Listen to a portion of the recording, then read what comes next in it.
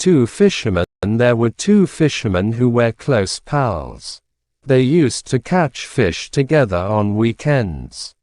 Since they were busy in the personal work and family, they hardly spent time together. It was a Saturday and they decided to drive to a nearby pond to enjoy the day in fishing. Also, they wanted to have some feast with the fish they catch. Both carried essential utensils, cooking accessories, ingredients and fishing equipments. They reached the pond. They sat at a distance and started hunting for the fish. The first fisherman got a big and beautiful fish in a few minutes. He was so happy and placed the fish in the ice box to retain the freshness. He decided to cook the fish as a whole fish in the noon.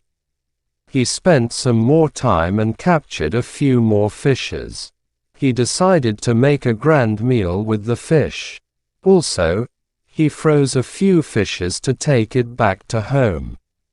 It was almost more than an hour they were fishing.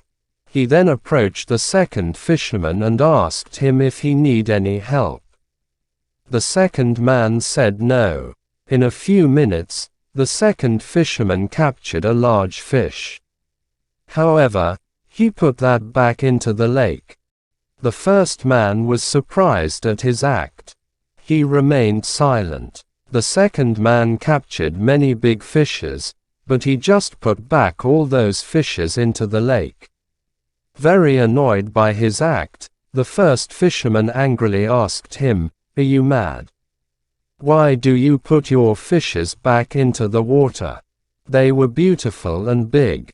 The second fisherman replied, "I know they were big, but I don't have the big pan to cook the big fish. So I'm looking for a smaller fish that fits my cooking pan. The God is troubling me today." By hearing this, the first fisherman was surprised. He advised the second fisherman to cut the big fish into small pieces to suit in the pan and cook them properly. Many people are just like the second fisherman.